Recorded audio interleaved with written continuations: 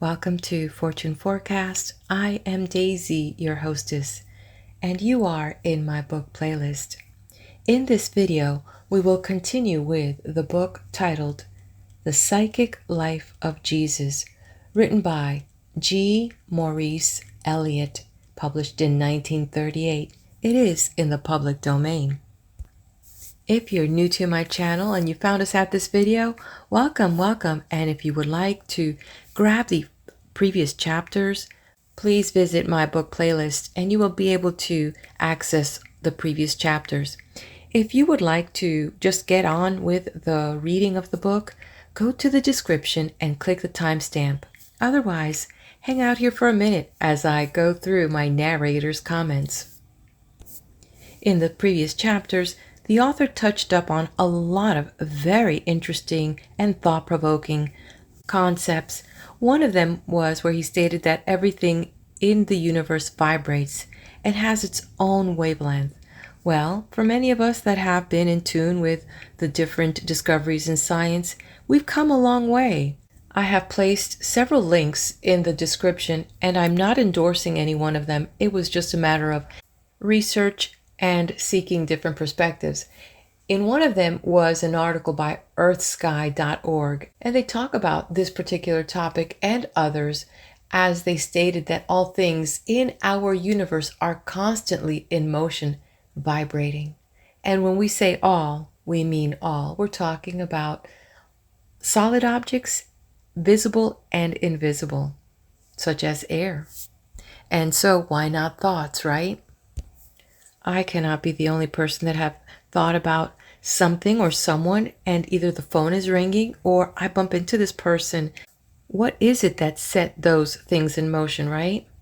And then the other point that he brought up was that by believing in prayer, we can adjust vibrations of the body and mind to effect our wish and will. So this is taking it a little bit further. As I mentioned, some of Greg Braden's research with the mind and the heart and prayer for healing seems to parallel what the author was saying. And I did some research on this topic, and there was an article by the Daily Guardian about the power of prayer and thoughts. So get a chance to read that. I personally would support that point of view that there is power in prayer and power in thought. And I agree with both the author, Mr. Elliott, and also the author of the article. Now, I've come across a point of controversy for me regarding Reverend Elliott's statement about the prayer that Jesus taught the apostles. I checked in the Bible, both in the book of Luke and in the book of Matthew. Reverend Elliott stated that the prayer starts off, Our Father in the heavens. In those two references of the book of Luke and Matthew, it does state, Our Father who art in heaven. So, and this came up when the Reverend was talking about the heavens and that there's more than one heaven. And yes, there is a section where Paul, in the book of Paul, he does refer that there is a third heaven. So hopefully, and maybe in another video, we will talk and touch up more about that. So the other topic that was of interest was the question about what about life after death?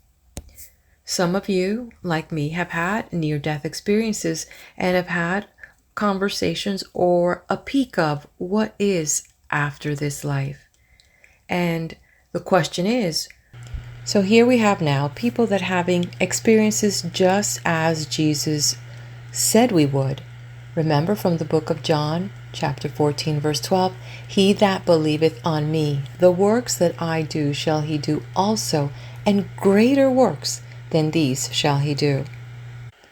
As for me, I believe. Let's move on now with chapter 23. Rejected by the church, denied by Peter, betrayed by Judas, deserted by all the apostles, arrested by church guards and temple police, Jesus was condemned, crucified, and buried. The 11 deserters hid themselves in the upper room for fear of the Jews. They were in the depths of despondency. They had expected Jesus to lead them in battle against the hated Romans. He had failed them. All was now lost. Did ever a teacher have a more ignorant and dull-witted set of disciples? In spite of all he had told them and all that they had seen, they did not believe that he would rise from the dead.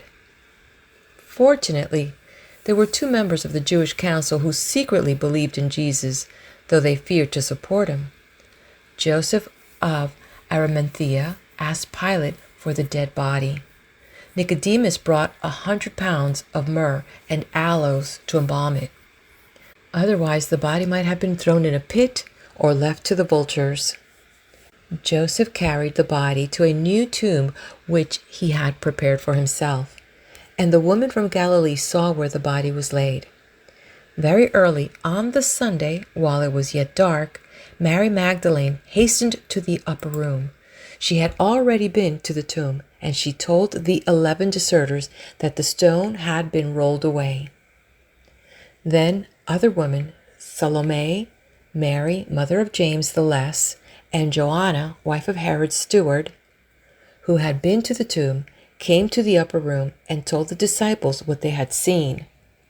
They said that the stone had been rolled away and that the body of Jesus was not in the tomb. A young man in a white robe, Matthew says an angel, had told them that Jesus had risen. He had bidden them tell the disciples that they would see Jesus in Galilee. To the 11 disciples, this story of the women seemed sheer nonsense. They would not believe it. But Peter and John raced up to the sepulchre. John was first to reach the tomb. He glanced in and saw the bandages lying on the ground, but did not go inside. Peter went inside the tomb and did not merely glance at the bandages. He riveted his gaze upon them. Why? What were these bandages? Coffins were not in use. The dead body was wrapped in grave clothes, which were linen bandages, the winding sheet. These were wrapped around and round from the feet up to the shoulder. The upper surface of the shoulders, the neck, and the face were left bare, and a napkin was folded around the crown of the head. It is important to know these details. Between each fold of the bandages, myrrh and aloes were sprinkled, and Nicodemus had brought enough of these spices to cover the whole body and the floor of the tomb as well, which means that the bandages would be heavily laden with these unguents. What so astonished Peter was that the bandages had not been unwrapped from the body. The body had presumably exhaled itself out of them without disturbing either them or their fastenings.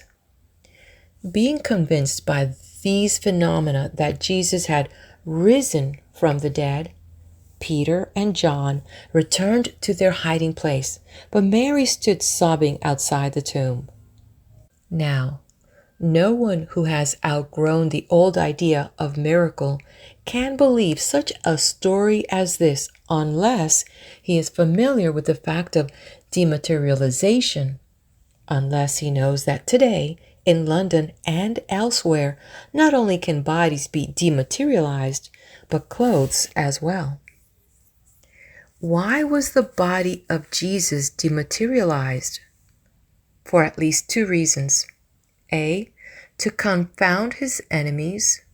They would hear that he had risen and appeared to many and would be unable to produce the body as evidence against the testimony, and they would be haunted by the Old Testament prophecy, "Thou wilt not suffer thy loyal one to be left in the grave."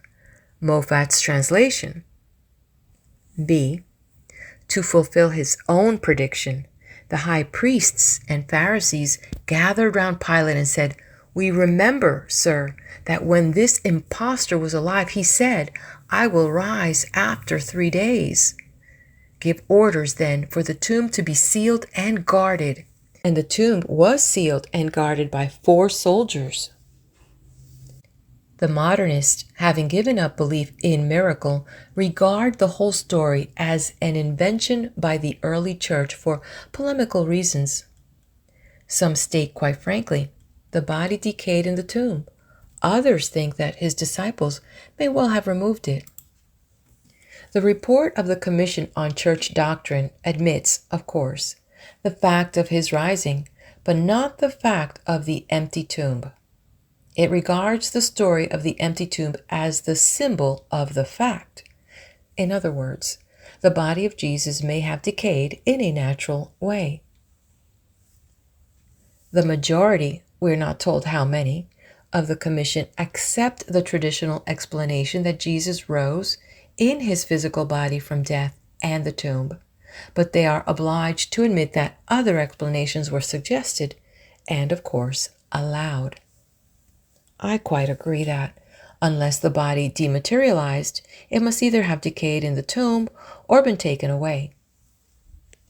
But spiritualists know that spirit operators can cause a body to dematerialize in a few minutes, sometimes even in a flash, so they have no difficulty in believing the story.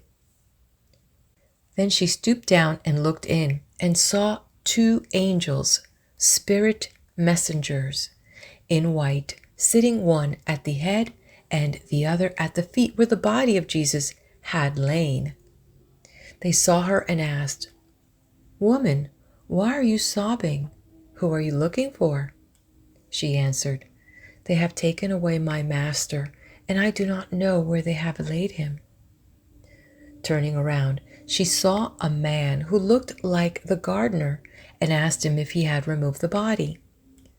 Why did she not recognize Jesus? Why did she mistake him for the gardener? The Christian scholar who is not also a spiritualist can give no satisfactory answers to the questions. For example, one great Orthodox scholar writes, "It is idle to speculate on the nature of the change in his appearance, as the subject is beyond our comprehension." Not very enlightening, is it? To the multitudes of thinking persons, the whole subject is beyond their comprehension.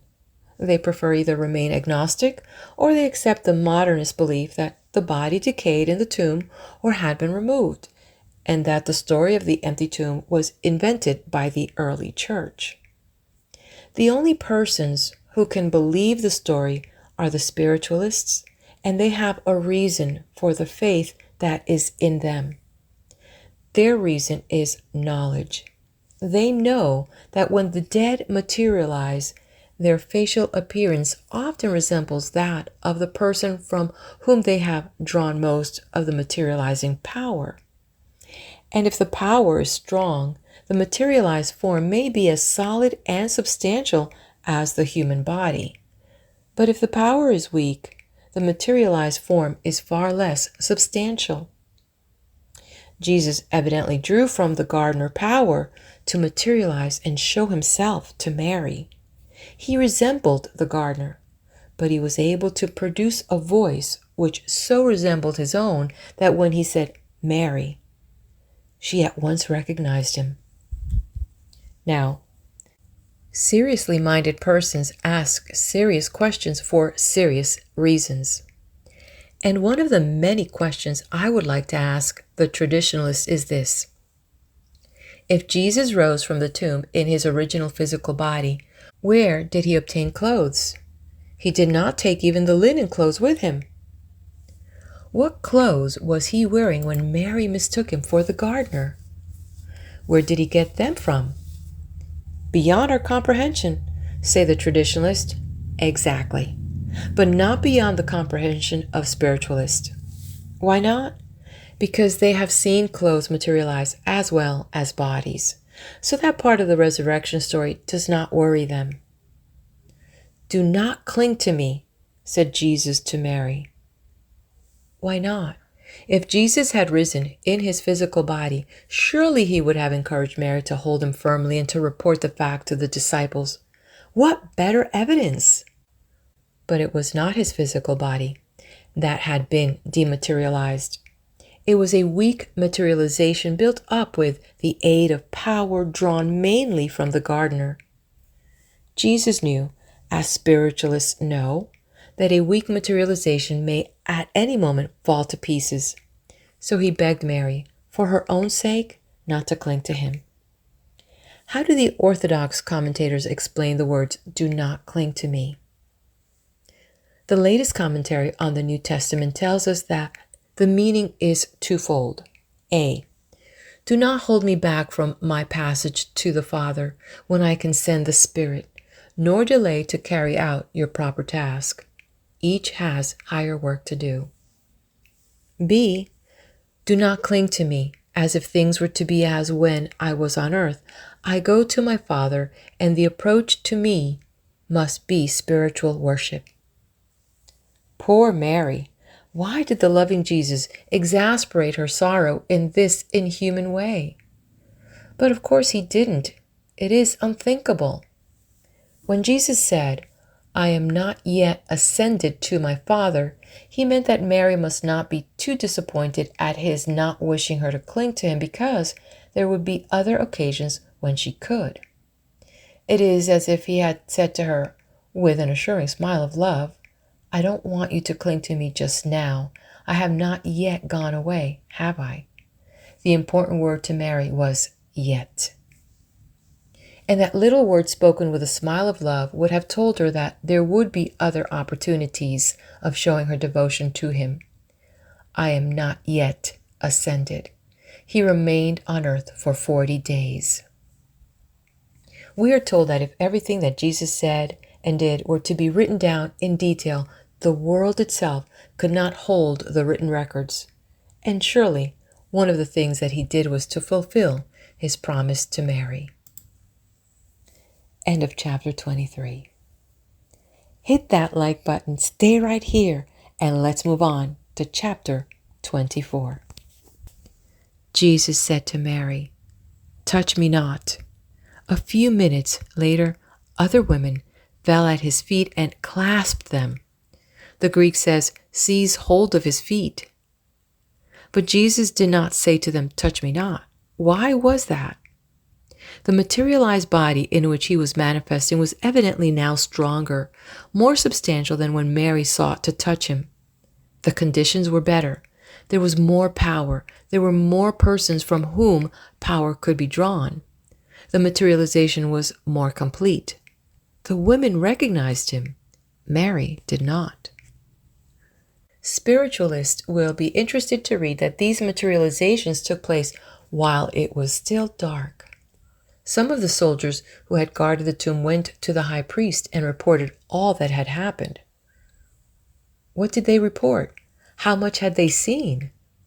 They did not, of course, go like lambs to the slaughter and tell the high priest that while they slept, the huge stone door had been removed, the bandages on the body unwound, fold by fold, the body stolen, and the bandages rewound, fold on fold, and left in exactly the same condition and position as before. They must have witnessed at least some of the amazing phenomena at the sepulchre and have told the high priest so. We read that they were in no way censured for their reprehensible neglect of duty. Instead, they were given a considerable sum of money to propagate a lie, namely, that his disciples came by night and stole the body when we were asleep. No lie could have been weaker in its effect, for obviously his disciples would never have preached, suffered, and died for their own gigantic fraud. The fact was that the priests could not produce the body and were at their wits' end to know what to do and say. Now back to the upper room, where the disciples were mourning and weeping, Mary had just burst in with the news. "I have seen the Lord. He has spoken to me. He called me by name, Mary." But the disciples did not believe her. Then come the other women and told how they too had seen Jesus and clasped his feet. But their words seemed as idle tales, and they believed them not. I conjecture that it was at this time that Peter felt compelled to reveal his secret.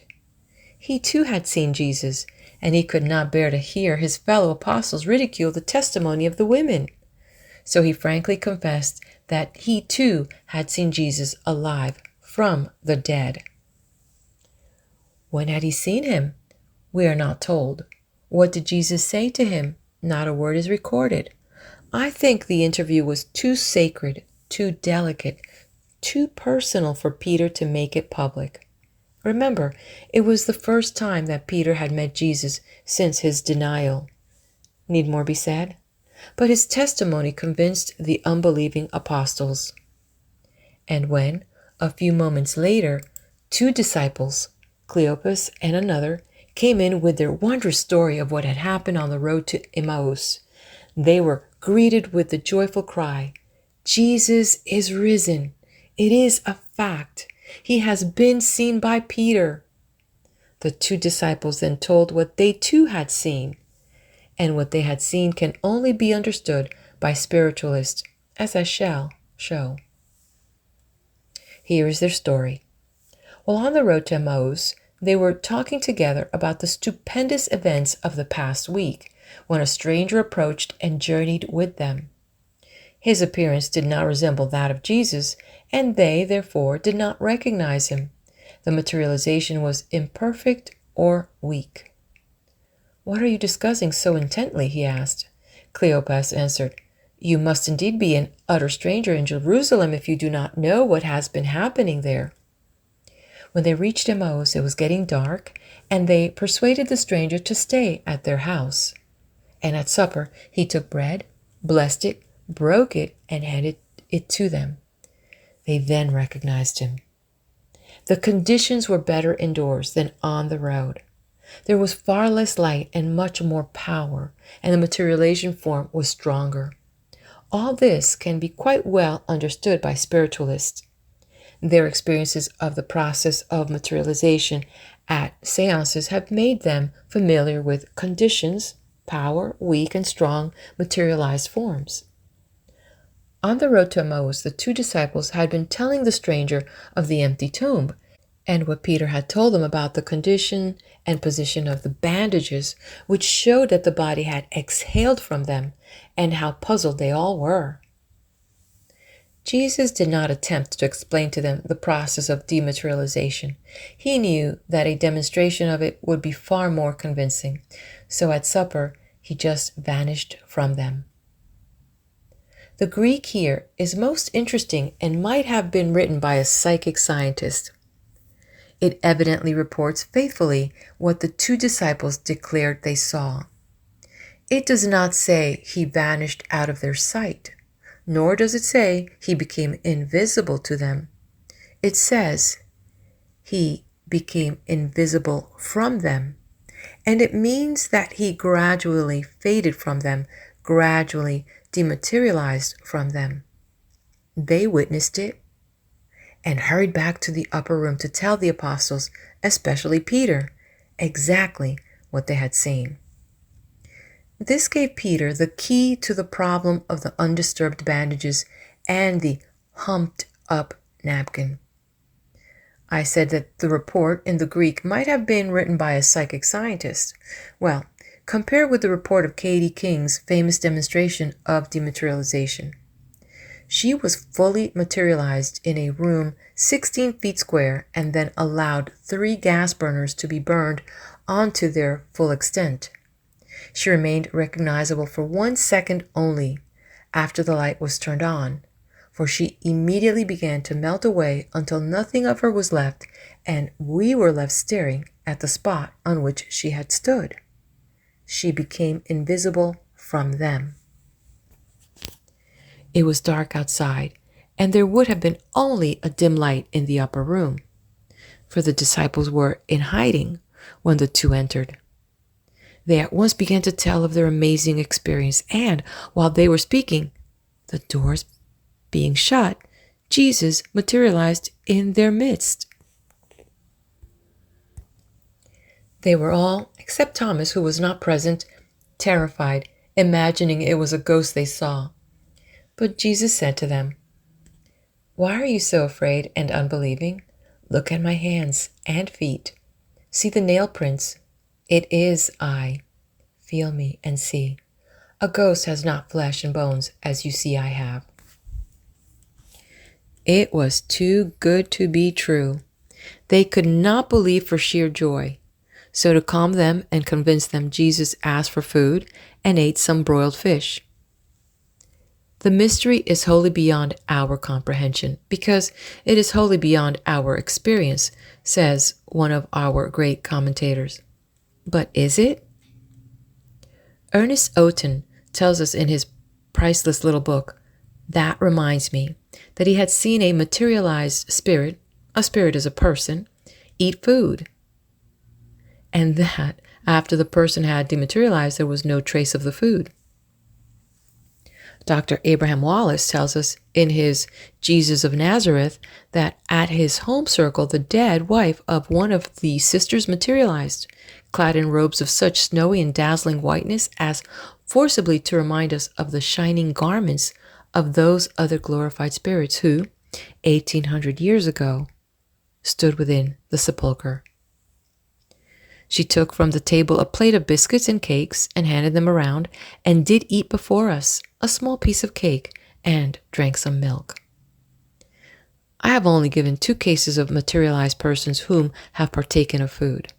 There have been quite a number of such cases, and it is these modern cases which make it possible for the modern reasoning and questioning mind to believe that Jesus ate a piece of broiled fish when in a materialized body.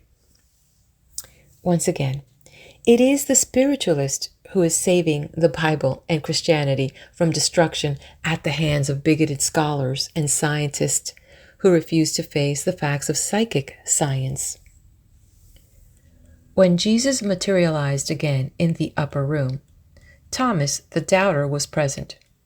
What did Jesus mean when he said to him, "You believe because you have seen me. Blessed are they who have not seen me and have believed"? He meant that the 9 disciples who had believed Peter's testimony were happier than unbelieving Thomas. He meant that Thomas would have been a happier man had he but believed the testimony of 10 of his most intimate and trusted companions, instead of insisting on seeing the nail prints.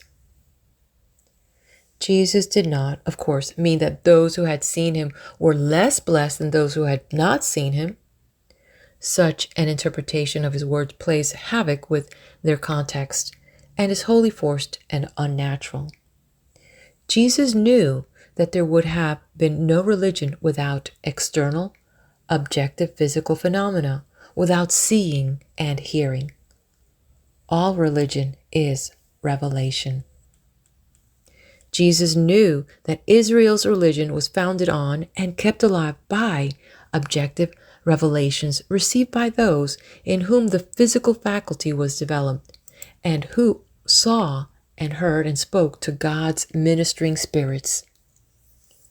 Jesus knew that his own religion was rooted and grounded in objective manifestations, in signs and wonders which were seen. And he would never have dreamed of saying that those who had not seen were more blessed than those who had seen. He was referring, as the context shows, to the 9 apostles who had not seen but had believed the testimony of Peter. They had not seen but had believed. Thomas had seen Jesus perform signs and wonders. He had himself performed some. So had all the apostles. It was bad enough for the 11 apostles to disbelieve the testimony of the women, but it was far worse for Thomas to disbelieve the testimony of his 10 intimate and trusted friends. So Jesus rebuked them all, especially Thomas, and well, they deserved it. End of chapter 24. All right, my dear ones, we're going to stay here. I'm going to flip the page and head on to chapter 25 right here on this video. Jesus materialized many times after his crucifixion. Paul mentions a few of the instances. He appeared to Peter, to the 11, to 500 disciples at once, to James, to all the apostles, and to me also, Luke says. With abundant proofs, he showed himself to them alive after his death. Yes, for nearly 6 weeks, Jesus showed himself under different conditions until he was satisfied that his disciples were fully and firmly convinced that he was still living. And what a training he gave them in the various forms of manifestation that are possible to a discarnate person. They had received overwhelming proof that he was alive by his appearances in the upper room at Jerusalem. Jesus now wished them to go to Galilee, where he promised to meet them. They had been away from their homes for about 6 months, and Jesus had evidently told them to return to their trades as it was necessary for them to earn their living. On one occasion in Galilee, 7 of them had spent the night fishing on the lake and had caught nothing. In the dawn, they saw on the shore a stranger who called out to them, "Lads, have you found any fish?" "No," they answered. So he told them to throw their net on the other side of the boat, and they would find. His words puzzled them. Their boat was 100 yards from the shore. How could this stranger know that fishes were on the other side of the boat? However, they threw the net on the other side and could not haul it in for the mass of fish. None of the disciples had recognized in the form or voice of the stranger that it was Jesus who had called to them. But John, recalling the drought of fishes of earlier days when Jesus was in the fishing boat, felt that the stranger must be Jesus and told Peter so. When they had dragged their netful of fish to the land, they saw a charcoal fire burning, with fish cooking on it and some bread.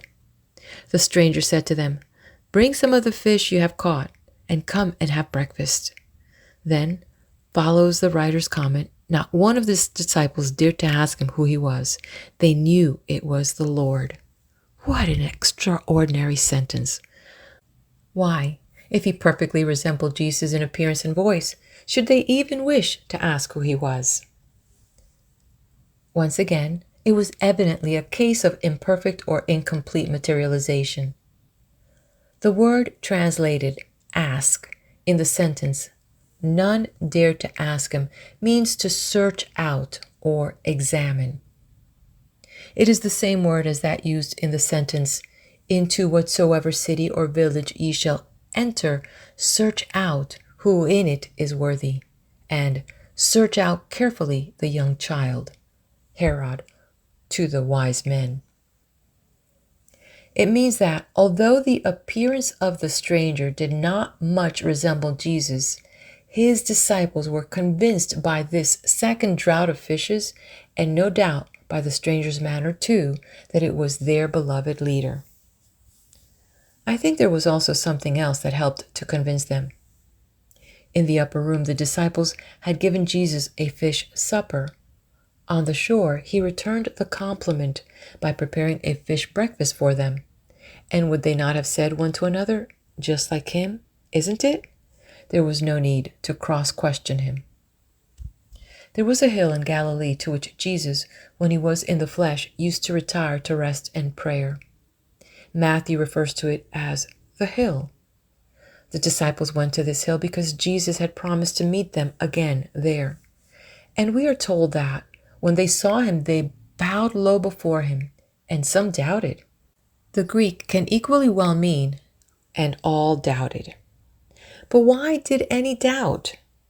The 11 disciples had seen him in a perfectly materialized form in the upper room. 7 of them had breakfast with him on the shore. Why should they have doubted on the hill? It may have been that the materialization was far from perfect. It is generally believed that this was the occasion on which Jesus appeared to more than 500 brethren at once. In any case, it is pretty evident that the materialized form did not altogether resemble Jesus, hence the doubt in the disciples' minds. To the student of psychic science, these various accounts of the post-crucifixion materializations are absorbingly interesting. They confirm in detail what happens today when those on the other side try to show themselves in materialized form.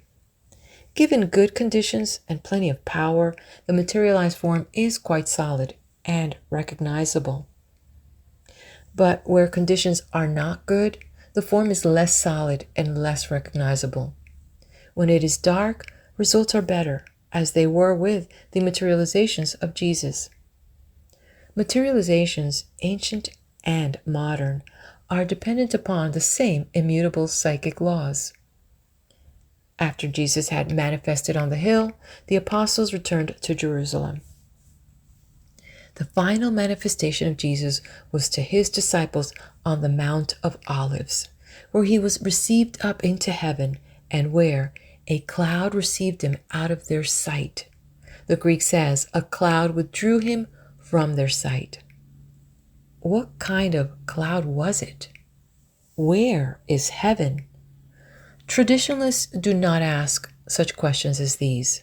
The whole of the life story of Jesus is to them miraculous and beyond their comprehension. But well-informed modern thinkers do ask such questions. They want to know. For today, no intelligent persons believe in miracle. No intelligent persons believe that heaven is above the clouds. Today, no intelligent persons fear the frown of God in their search for truth. They no longer fear to doubt. They know that there lives more faith in honest doubt than in half the creeds. And they no longer fear to differ from bishop, priest, and church. They know only too well how fallible are men and systems. They know, too, that the Bible is by no means infallible. They know that Paul, claiming the highest inspiration, the word of the Lord, was quite wrong when he informed his readers that, before their death, some of them would be caught up in the clouds and meet the Lord in the air. They were not caught up. They did not meet the Lord in the air. The Lord was not in the air. Today, all serious students of the Bible claim the right to question, if need be, every part of it, because their sole object is to try and understand what they read. They therefore ask, what kind of cloud was it that withdrew the materialized body in which Jesus manifested on the mount? Psychic science alone can give an intelligent and satisfying answer to their question. It tells them that at the beginning of the process of materialization, a luminous cloud is often seen. This cloud increases in size until it reaches the proportions of a man, and from it emerges or is evolved a materialized body. It tells them that when the body dematerializes, the process is reversed, and as the body dissipates, the luminous cloud envelops it until, at last, the body is completely resolved into the cloud. Sometimes it is the feet which are the first to dematerialize, and this gives the impression that the body is being levitated or beginning to float in the air. The luminous cloud grows larger and larger as the rest of the body dematerializes. This gives the impression that the body is being withdrawn into the cloud. Psychic science interprets the phenomena of the resurrection and subsequent appearances and disappearances of Jesus as clear cases of materialization and dematerialization. These phenomena thus become intelligible, and the gospel story is no longer beyond our comprehension. Without the knowledge which psychic science has given us, the gospel story is utterly incomprehensible, a mass of inconsistencies, and is quietly turned down by the vast majority of modern reasoning persons. F.W.H. Myers wrote, "We predict that, in consequence of the new evidence, all reasonable men and women, a century hence, will believe in the resurrection of Christ, whereas, in default of the new evidence, no reasoning man a century hence will believe it." Myers passed on some 37 years ago. His prediction shows every sign of coming true. My task is finished. I have done my best in these pages to show that Jesus came not only to give us a fuller revelation of God, but also to give us a fuller revelation of the powers inherent in ourselves. The works that he did, he would have us do, and greater works. His signs and wonders were part of his works. His faith in prayer and his prayer of faith were part of his works, the preparatory process.